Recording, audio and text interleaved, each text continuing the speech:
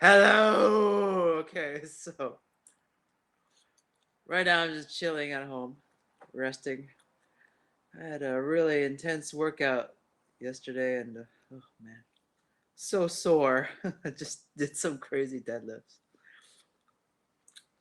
and I'm gonna do it all over again tonight.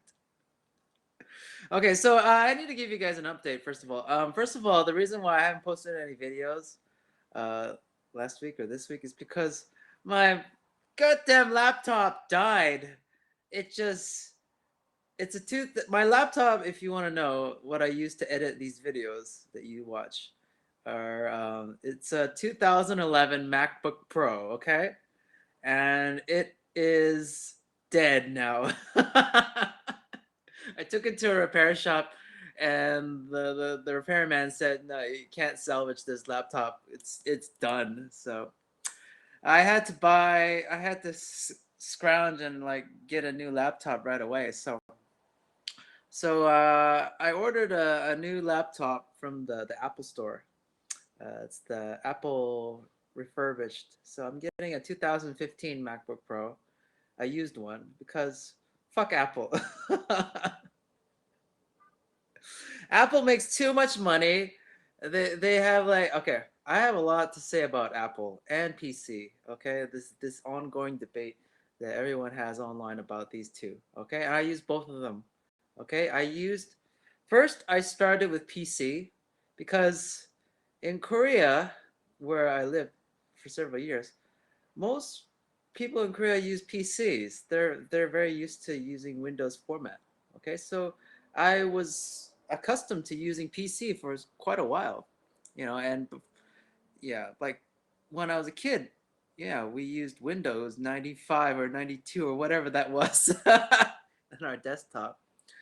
Yeah, back then, right? Mac was just so foreign. And then I switched over to Mac when I yeah, needed a new laptop because I had a big PC desktop back in Korea, and I just had to chuck that huge clunker. It was just I couldn't carry it around with me because it was moving all the time. So I decided to go for a Mac because all my friends recommended it because they were musicians or artists or graphics designers. So I said, okay, I'll try a Mac. So that's it. So back in 2011, I got my first Mac, brand new, off Craigslist. Fuck the Apple Store. Fuck the taxes, right? So yeah, so I started with that, and then yeah, I've been editing and using that 2011 MacBook Pro up to now, and now it's dead. And I had to do so many things to it. It's a Frankenstein model now because I replaced the RAM, I replaced the battery, I replaced the SSD, and now the graphics card in that laptop is dead. It's done. And what you don't know about 2011 MacBook Pros is that once the graphics card is kaput, it's unsalvageable. You can't do anything else with it. So, I know my research. I do all my research before I buy something like this expensive. So,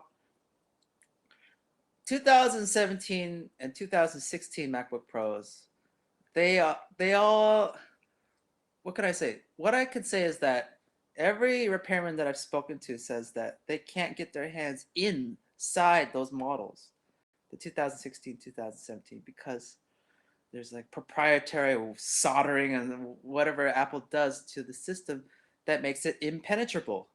So you need like special parts that you can't find, and then you need hi Ernie, and you need like yeah, you need an Apple like technician to open it up and use their uh, like proprietary tools to fix it, which most of these repair people outside of Apple that I take it to. I don't use Apple Care, by the way. Forget that. I don't want to pay that either. So Apple does all of this for a reason. They make things difficult for customers and users because that's how they make money. Hamido Sal, can I have a shout out, please? Yes. Hello. Hey, is that Water Aquaman? Yeah, that looks like Aquaman. That's their way of hi, my Sona. Hi. So that's how they make money. they sit in a boardroom every day and they ask themselves, how can we make more money from these customers of ours? That's what they do. And so they tweak their products so that it makes it difficult for us, and we have to, upgrade our MacBook Pros or iPhones or whatever we buy from them, because the next year the specs will be just a little bit higher. Next year it'll be a lot more difficult, just a little bit more difficult, because you need to get more accessories, and that's how they get you. They want to sell you more stuff. So my advice to anyone who's looking to buy like a MacBook Pro, for like video editing, like making YouTube videos like here, and like doing like Photoshop or After Effects, or just, like watching movies, doing work online, studying, writing a book, anything, all of that combined, right? If you are a PC, or if you don't know anything about MacBook Pros, this is my suggestion. If you are on a really tight budget, get a 2011 MacBook Pro. Okay, you can pick one up on Craigslist for like $500, pretty much a basic model, right? And with that model, you can upgrade it. So you can open it up. You can take like these little screwdrivers that you can buy at a computer store. You can open it up yourself if you want, and you can upgrade the RAM to up to like its maximum, right? Like 16 gigs, I believe. And you can replace the hard drive, and you can get like a SSD, Samsung SSD, and it will just speed up your laptop. It will be fast, right? But the problem with like 2011 or older models of MacBook Pros is that the older it is, the more likely the battery will get bigger and bigger and bigger, and like boom, it's a ticking time bomb. Sooner or later, you're going to have to replace that battery, okay? And it depends on how many times you charge your MacBook Pro. So we call those cycles.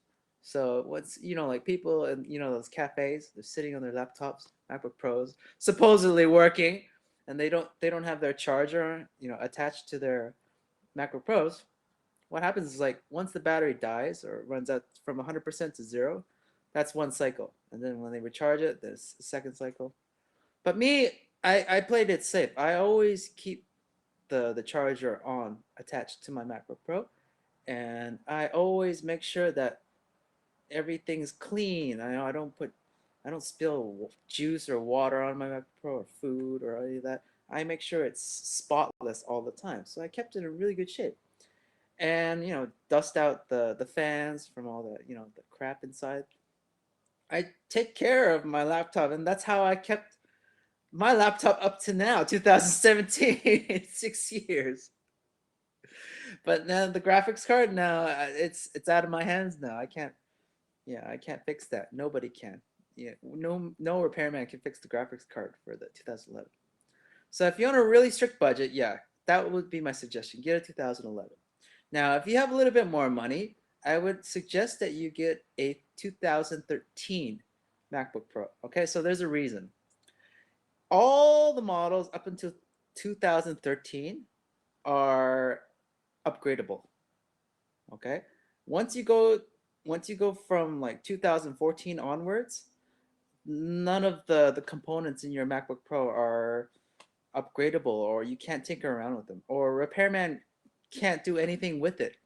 Seriously. And I have this talk with all of the repairmen that look at my MacBook Pro. I ask them the same questions. They always tell me the same things, the same issues they have with Apple and PC and all this garbage they had to deal with, right? And they fucking hate 2016 and 2017 MacBook Pros because it's frustrating for them, you know? It's like a mechanic trying to fix your car, but all the tools required to fix the car are totally unavailable. That's what it's like. It's how frustrating it is to fix a 2016, 2017 MacBook Pro. You can't. You can't fix it. The Apple, they make their own tools. They solder everything onto the board, so you can't unscrew this or that, right? So you're all wondering, like, why go through all this trouble? Why deal with this bullshit? Apple's overpriced, Apple's inconvenient, and they make you want to upgrade, you know, whatever it is, whether it's an iPhone or a laptop or iPad. And I'll tell you why. There's only one reason. There's only one reason why I stick with Mac, and it's the software. It's not the hardware, it's the software. The software is just solid, okay? The software is unbeatable. If you compare PC, I just get frustrated with PC like Windows 10. This is garbage to me. I can't stand it. It's like all this shit popping up and things crashing. It's just inconsistent. And that's what you want when you work for long hours. You want something that's dependable and what's consistent and solid. And iOS never crashes. iOS never lets me down. iOS doesn't lose my files or all my work that I don't save. It stays consistent. That's the beauty about Apple. It's their iOS. Their software is just their hardware is just garbage. They make it inconvenient, right? They're making the laptops too thin. They're taking away the storage. 256 gigabytes they give you is the standard, but you need at least minimum 500, right? And just upgrading from 250 to 500 gigabytes of storage, oh my god, it's gonna cost you about $400 extra. So they have a monopoly on their customers. But if you do your homework, there's a way around all of this. Like I mentioned, if you want a strict budget, get a 2011. If you want to upgrade and you have a little bit more money, then get the 2013. Now me, I'm going for 2015. Now, why did I go for 2015? It's because 2015 compared to the 2013, which one's going to be more faster? Obviously, the 2015 one. So, I do a lot of video editing because I have to make these YouTube videos for you and all this other stuff, all this work that I do online, multitasking, all that crap. I need a fast laptop. So, my decision was I needed something that was fast and reliable. And I don't want to get 2016 because you can't open that one up and you got to buy dongles to attach everything, that's USB based. So when you want to plug in your mouse, plug in your hard drive, yeah, there's none of those ports available. You got to buy extra dongles. So I don't want to carry a dongle around. I know about the touch bar, that's useless. The large trackpad, I don't really need that. You know, the price wise, you save a lot more money if you go for the 2015. And by the way, they still sell brand new 2015 models on the Apple Store. Well, at least here in Canada. So you can get one, a 2015 model, brand new. And I would say if you have the budget, go for that one if you want a brand new one. And yeah, it comes with Apple Care in case the shit hits the fan for that model. But yeah, that was my decision. It was either get another 2011, get a 2012 or 13 model, or just get the fastest model, which is like the 2015. So I would stay away from 2016, 2017. Don't buy those guys, okay? Garbage. No, you get ripped off. That's what everyone's complaining about, those two models. Now, what about like PC? Like the Dell XPS 13.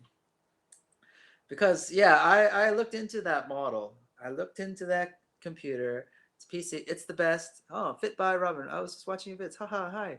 So the Dell XPS 15 or the 13, right? Everyone loves that. Everyone says great things about those two laptops on YouTube. And I looked into both models, right? The KB Lake model and like 4K monitor, and I know that for a fact it's a great computer. But the problem is the software that it runs on is PC. Windows 10 is garbage, okay? It keeps crashing. It freezes. It stalls. It doesn't work. It's not consistent like iOS. So that's the problem.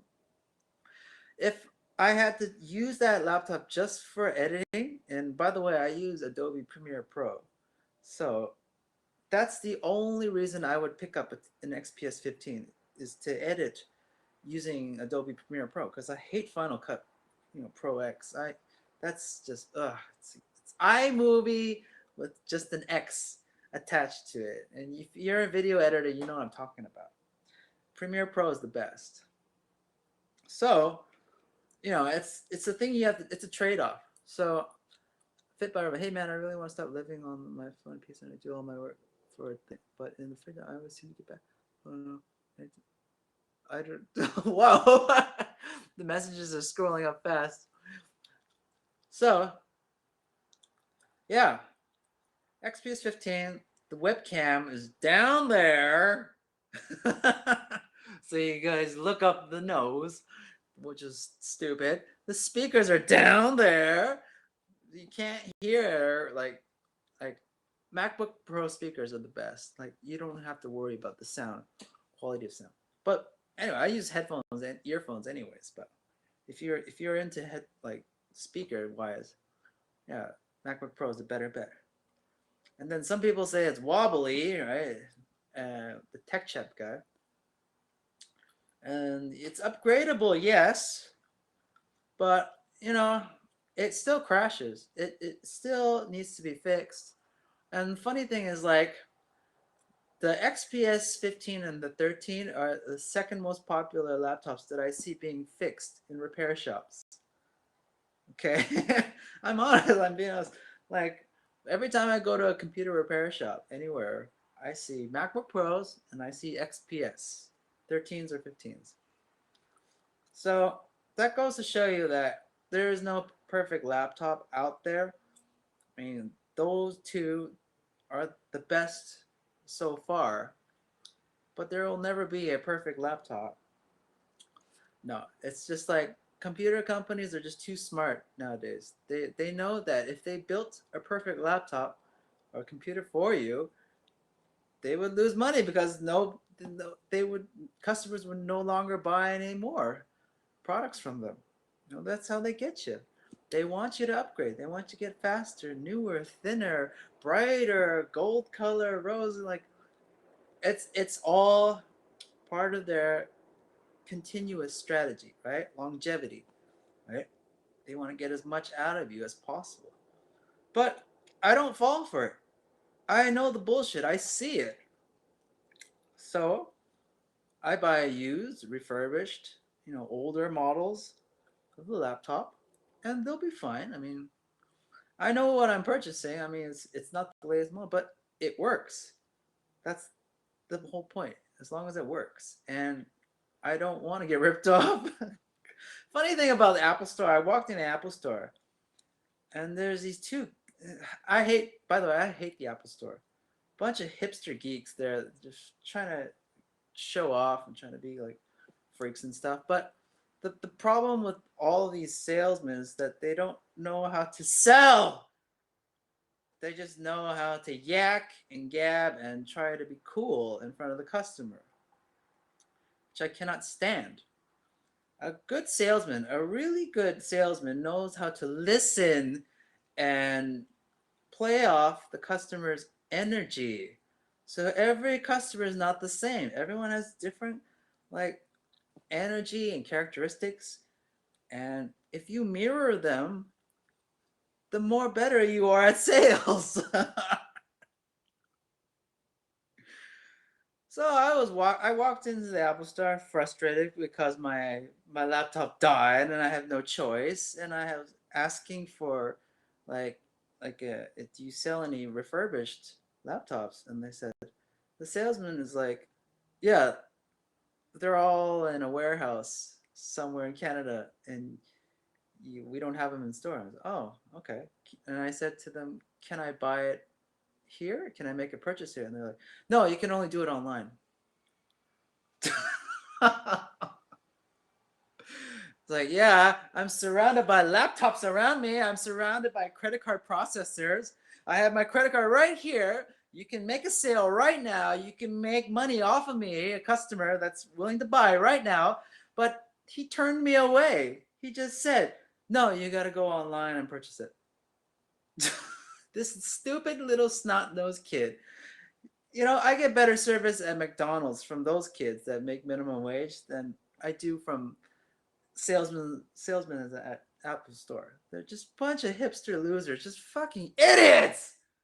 You know, like he turned away thousands of dollars. Like right now, I was going to purchase right now. All he had to do was pull out a credit card processor, get my name down, phone number, swipe the card, and he would have taken my money. But I was so pissed off, you know. And this goofball kid, he's like, I said to him, "Can I speak to your manager?" And the man, he ran off, didn't come back for like 10 minutes, and then I'm like, "Fuck this!" I walk out of the store. That goes to show you how what the customer thinks, or how I think as a customer. And I think about this when I sell my products to you, right? If I sell a swimming course, which I do sell, 7dayswim.co, I make sure that I listen to what the customer wants. So I'll give you a fun fact. When I first started my swimming course, you know, it was ready, packaged, done deal, ready to unleash to the world. I set the price at $97. Do you know why? Because every online marketer sells their online course for $97. So I thought, okay, that's what I should do. $97. Okay, done. Months and months and months pass by. I keep promoting the course. Nobody buys it. Why? Because it's too expensive. I just realized, you know, $97 is a really expensive purchase for someone, you know? And think about my purchases online. I buy online courses as well. I buy them from Udemy. And what are my purchases like? Well, I buy online courses for like $17 to $27 range. You know, like, because anything I see that's like, you know, $497, $997 online course, I'm like, Jesus Christ. Like, I can't afford that. You know, like, you know, what are they thinking sometimes? But again, these marketers, these sneaky, like, sleazy online marketers, digital nomads, they sell their courses for $97 or $997.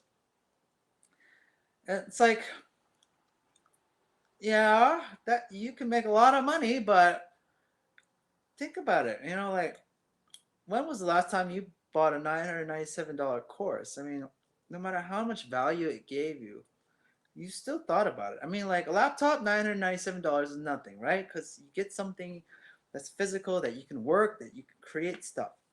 An online course, you know, most of the people, and you're probably like one of them, that buys an online course probably spends about like $17 to $27 on average for a course, whether it's, I don't know, learning Ruby on Rails, learning how to swim, or learning how to basket weave. Doesn't matter what the contents of the course is, but you probably all think that $17 to $27 is a reasonable rate to buy a course. And I believe so too. So what I did was I dropped my price down to $27 for my course. And guess what happened? I got all these sales. My phone's just going off. Cluck family, hi. My phone's just going on. Bam, bam, bam. Sale, sale, sale. Like, oh, I realized the price was what made all the difference. You know, like even me, like when I look at a course, it's like $97. I start sweating, like, oh, I don't think I can afford it. I have to think about it, right? But if I see something that's $27 and it's going to help me, hey, boom, take my money, right? It's something I can afford, and I get a lot of value out of it. So that's why I changed my pricing. So yes, that's how I think about sales, right? You have to understand your customer, right? And know that every customer that walks out of your store was a potential sale that you could have made. And what did this goofball kid do? He started playing with his little like fucking toy on the ground. I'm like, he was wearing an Apple shirt and like I would have, if I was the manager of that store, I would have fired him right on the spot. Like, you just lost us thousands of dollars from this guy that walked in looking for a MacBook Pro. You know, Daniels and Joshua. Hi, Clock Family. Hi. So that's what I'm saying. You know, the people that have an eye, an intuition that see what the other person's like. You know, and this doesn't go just with sales. It goes with like waiters and waitresses. Waiters and waitresses. I worked in the restaurant industry for many years, and nobody tells waiters or waitresses this, but every customer is different. Not everyone is gleeful. And, hi, how are you today? How's the food today? Is it very good? No, get the fuck away from me. It's like, let me chew my food. It's like they were taught this. It's like, yeah, I understand where they're coming from. These young salesmen or young waiters or waitresses, they were taught by the managers to treat the customer in one way. One way. One way is the only way. But everyone's different. There are introverts, there's extroverts. People are more outgoing. People are just having a stressful day, want to have a nice meal and be left alone. I see it in their body language. I see it in the way they talk. I see it right in front of me. It takes just a few seconds to observe what kind of human I'm interacting with. You know what I mean? What time is it for me? Right now it's 5 p.m. Pacific time here in Vancouver, and I'm filming right now because of the sun. It's wow. The sun's great. I get good lighting, blinding lighting. But yeah, so I try to avoid walking into the Apple store, dealing with these hipster douchebags, and it's a good place to get free Wi-Fi and check my mail. But other than that, I hate their sales staff. They're just garbage. And same thing with waiters and waitresses that don't have a sixth sense of reading their customers. So yeah, I mean, like, you would have gotten a tip or a better tip if you just read the behavior of your customer, and that's what they failed to apply. It's like, we're human beings. We are malleable. We are all different. We don't all fit in the same hole, right? We're all different shapes and sizes. So that's something that I wish more people would realize. Listening. Apple, you're going to go down. Okay, I know that Apple will stay relevant for a while, quite a while, because of their software. I mean, no doubt about it. Their software is great. If they do better with their software, okay, good for them, right? They keep improving it, yeah, because it's such a great system. But the hardware, yeah, they just screwing up again and again and again and again, right? They're just, yeah, no headphone jack, yeah, smaller storage, not enough storage, yeah, that ugly ass like nub on the iPhone 10. Oh man, yeah, the prices of their 2017 models, yeah, it's turning off more and more people, and I know like people like me are looking for an alternative, right? So yeah, you can go for an XPS 15, try it out, right? But you'll probably come crawling back to the Apple ecosystem. So yeah, that was my rant for that. I wonder how you can perform a muscle up though, just because your pull-ups seem not that great. Ha ha ha. Muscle ups. Okay, I'll tell you how I learned muscle ups. Right, muscle ups took me several months to learn. I didn't watch YouTube videos. I just went to my gym, and I just kept doing it on the bar. Right, there's a really high bar in my gym, and I kept trying to do it because, and there was no one else performing muscle ups in my gym. No one really does. Actually, no one really does calisthenics that I noticed. Right, in most gyms that I go to, is that, yeah, I don't see a lot of calisthenics people, or yeah, or that kind of. guys. So what I did was like I kept doing the muscle up, but my brain was in pull up mode. Shout out Diamond. Pull up mode is like slow and get the bar to your chest, right? That's not what the muscle up is. It's the complete opposite, actually. The muscle up is quick and around. So that's the thing that all of these guys in the gym I keep teaching. Like I'm the guy that keeps teaching guys how to do muscle ups. So think about it when you do your pull up. When you do your pull up, it's slow into your chest like this, right? That's what we were all taught. Slow is better, right? And it's true, yeah. When you do pull up, slow into your chest is good. But when you do muscle up, you got to think around and over. You got to go around the bar and over.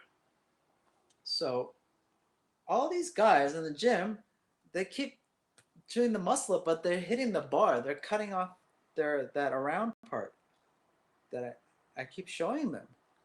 I said, you got to keep your arms straighter. Arch your back around your back. Right? Go around the bar and keep as much distance away from the bar. Like the bar's here, keep as much distance from your chest away from it. And think around. They don't get it. Again, it's because they think the pull up and the muscle up are related, but they are not. Okay, they are completely different beasts. And do you need a lot of strength to do a muscle up? Not really. You need a lot of velocity. Okay, so Diamond 23. Yes, you keep shoo. I see you, man. Okay, shout out for you. So, yeah, again, go back to the gym and think about this. Don't take your mind off pull ups. Think about the opposite effect around and quick. What kind of protein I take? Nothing. I don't take any protein. I just eat steak and chicken breast now. So I don't need any of that chemical stuff. And that's another thing about bodybuilding is that at the end of the day, like you think about it, you look back at your bodybuilding or your muscle or your aesthetics career. Just think about how much money you've spent on protein, creatine, pre-workout, BCAAs. Think about it. In your lifespan, like say 10, 20 years, 30 years, or however long you weight train or bodybuild or do aesthetics, how much money did you spend on all that stuff versus the money that you could have saved if you just bought the essentials? And what are the essentials? Bananas, chicken breast, broccoli, water.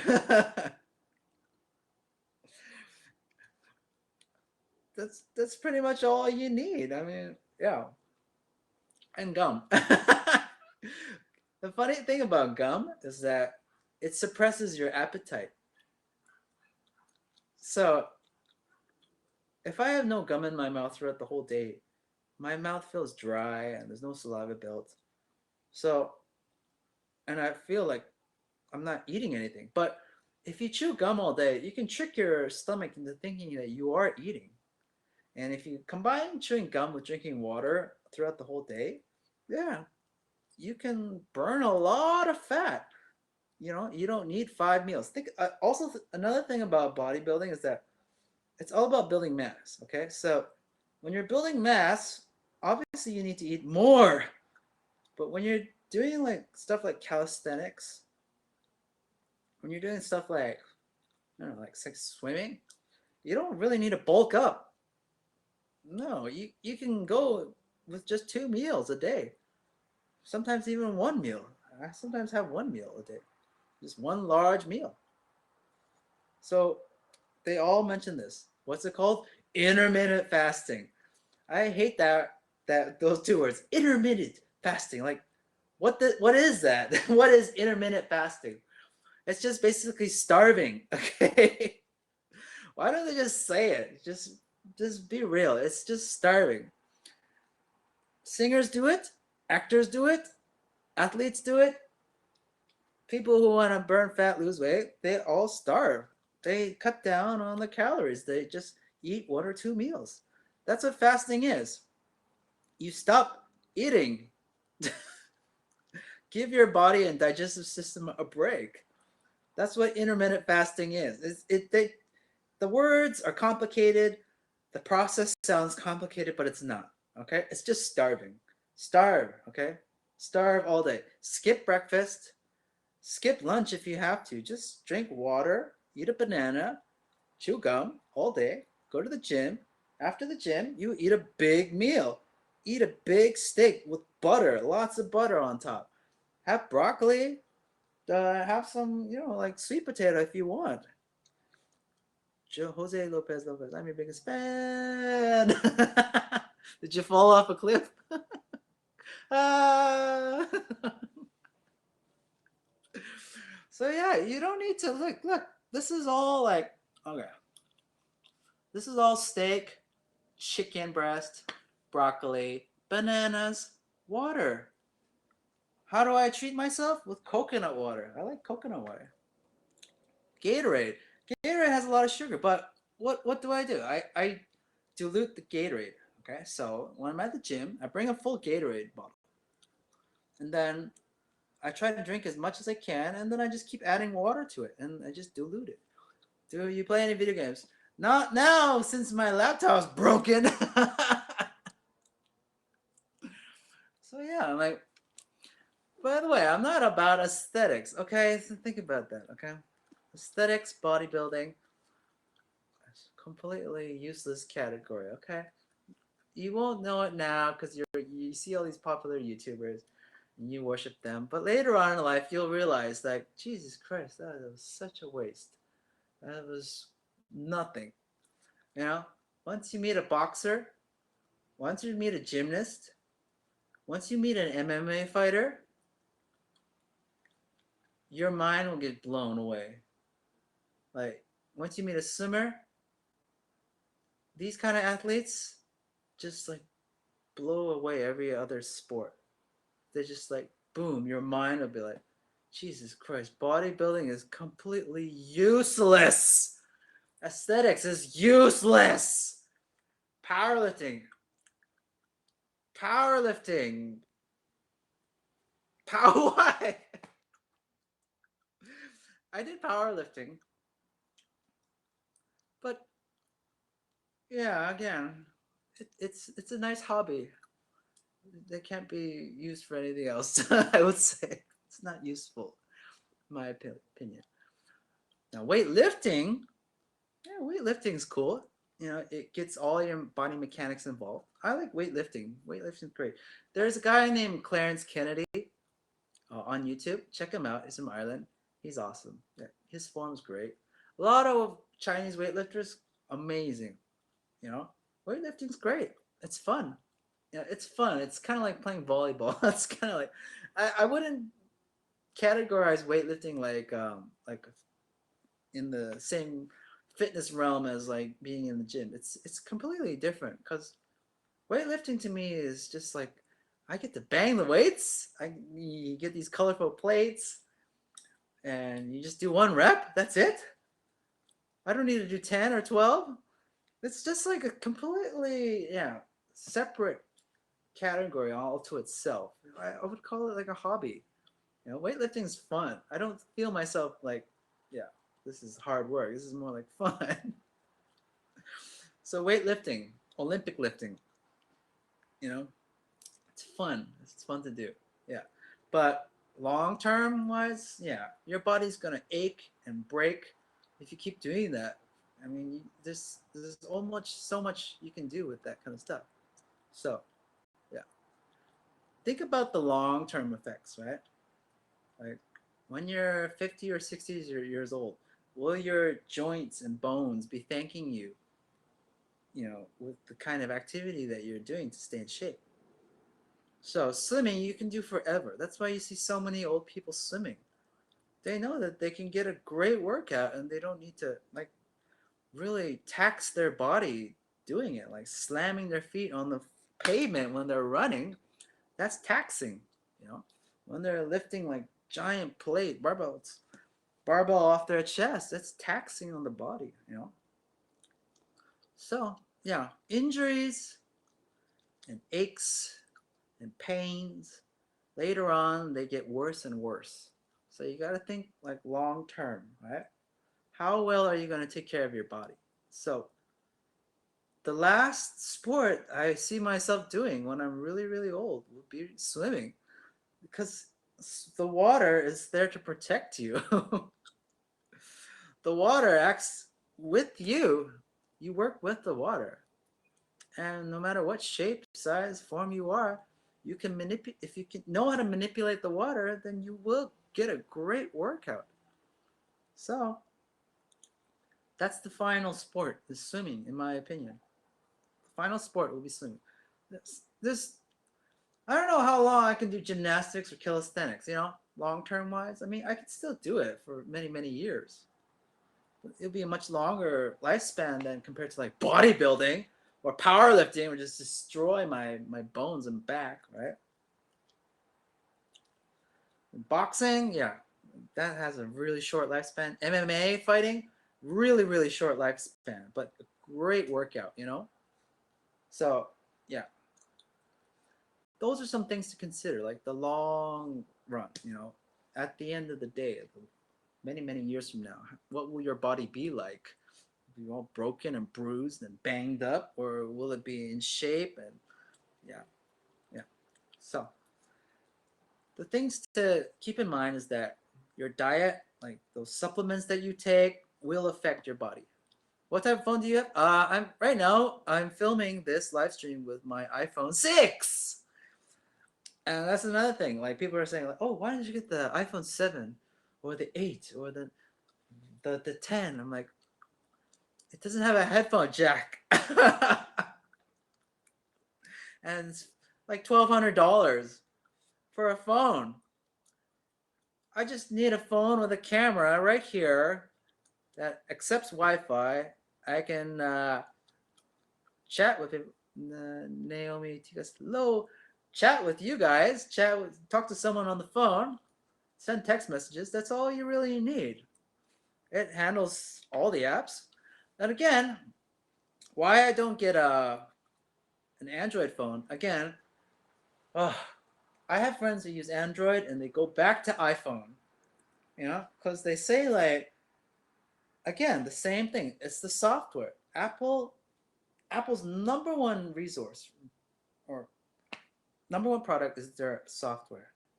Nobody can beat their software. It's just so consistent, so solid. It just stays like this, right?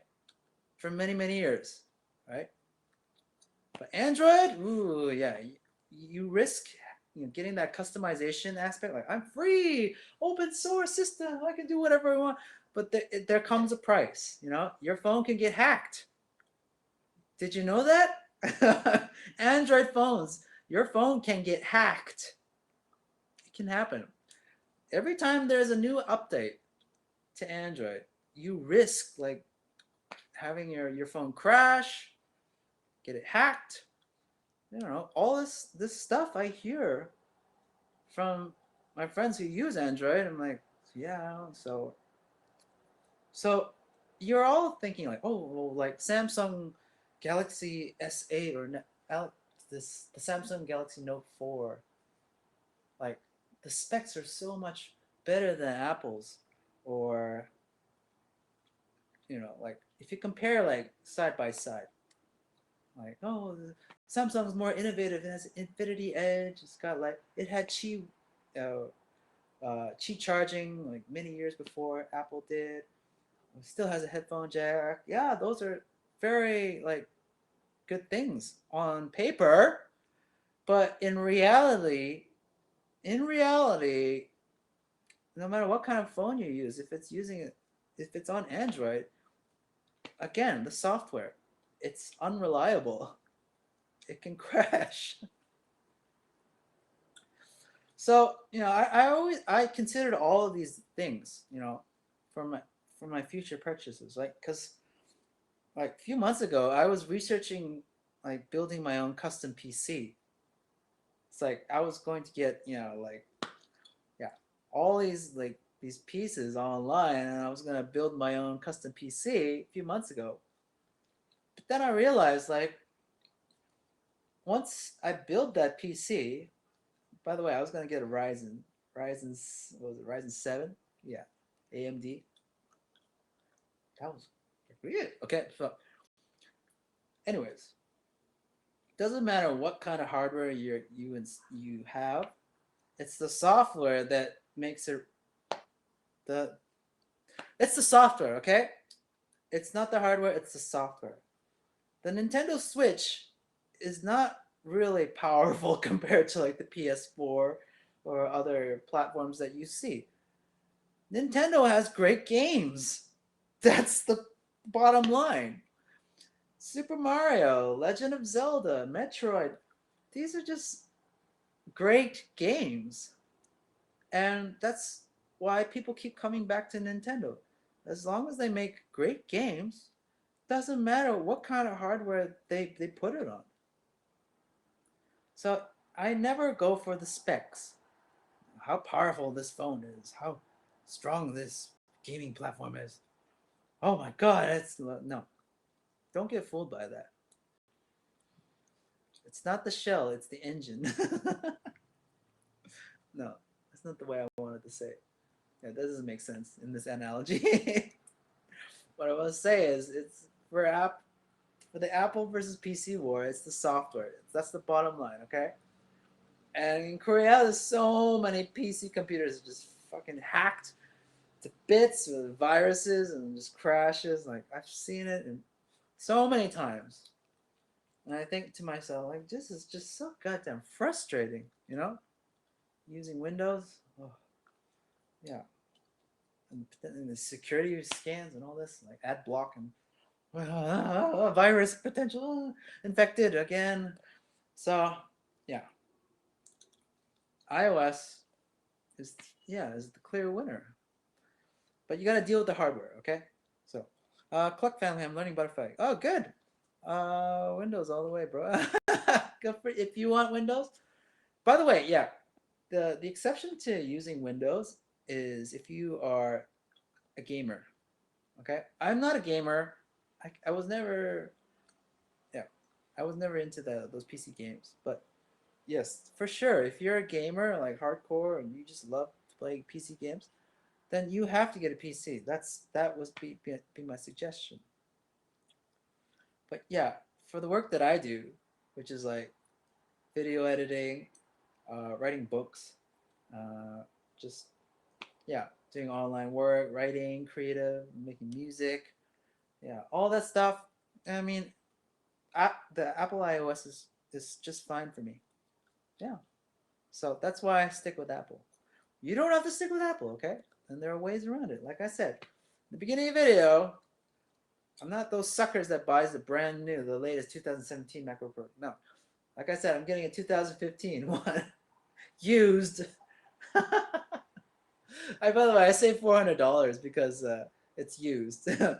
And I didn't want to buy a used one from Craigslist because there's no telling what you'll get these days. Like they might sell you like a used MacBook Pro, and what they don't tell you is that the battery is going to explode at any second. So, Simon, where are you from? I'm from Vancouver. So yeah, that's what I wanted to say. Like yeah, so don't expect any videos from me for a while because this MacBook Pro is gonna be shipped. It's gonna be arriving next week. So yeah, I can't film. It's frustrating. I can't edit anything right now. So this is all I can do is flex for you guys and do the live stream here on my smartphone. Okay. So by the way, I want to leave off this live stream with this last theory of mine. This is my theory on like why people keep upgrading their phones, like the latest phones, like the Galaxy S8 or the Galaxy Note 4 or the iPhone 10. This is my theory. This is what I realized. Like the younger generation, when I talk about younger generation, I'm talking about kids these days. Kids these days Smartphone is like an extension of their body. It's like an umbilical cord, or it's just like it's so. I would say like for kids, it's getting a new phone, smartphone is like getting a haircut. They want to look the best. They want to be the best.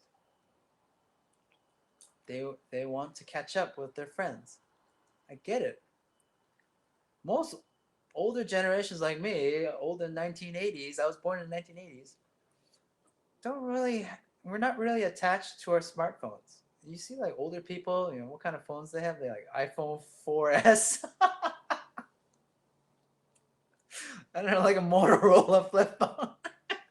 Grandma, get rid of that Motorola flip phone, Ma. Grandma, it's too outdated. But like I find like I noticed that the younger generation, you know, social media, the peer pressure, getting the latest smartphone is like wearing the most stylish clothes to school. And all the kids these days, they all have the latest smartphones. I see what they're carrying in their hands compared to like older generations, older people. They got really raggedy phones, thick phones. I get it. But who ends up paying for these phones? The parents. These kids don't have money. These kids don't have $1,200 in their pockets for an iPhone 10. The parents pay for their phones. So it's just so ironic. The parents, they have like the cheap, raggedy ass old smartphones, that they carry around. They're content. But kids, they're never satisfied. They just need to like get the latest smartphones. So they gotta upgrade.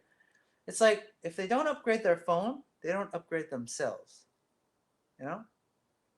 So I get it. In Korea, it's a real epidemic. When you're in Korea, if you're ever in Korea, you walk around, you notice that just like their smartphones are like their umbilical cord. It's like it never leaves their hands. And funny thing was like when you're in a subway and you see like people like dozing off to sleep after like a 14-hour shift at Samsung, they're all cradling their smartphones in their hands like a baby. You know? All the girls, they cradle their smartphones like this. Right? They cradle it like a baby. It's just so connected. And it's really sad to see. They've just lost touch with human beings. It's like it's no longer, normal to talk to strangers verbally. You need to like chat them up on Snapchat or Instagram first or Tinder or like comment on their YouTube video. I mean, it's just that's not the way I work. But yeah, I get it. Their smartphone is a part of them. It's just so attached that they have to get the latest models, and their parents end up paying the bill, which is so funny. So yeah, that's what I wanted to say. So this video is going to post or publish onto YouTube. So feel free to ask questions or leave some comments down below after, and maybe I can answer them in the next live stream. So probably expect another one real soon. Probably, if not this week, then next week. Whenever I get my goddamn laptop.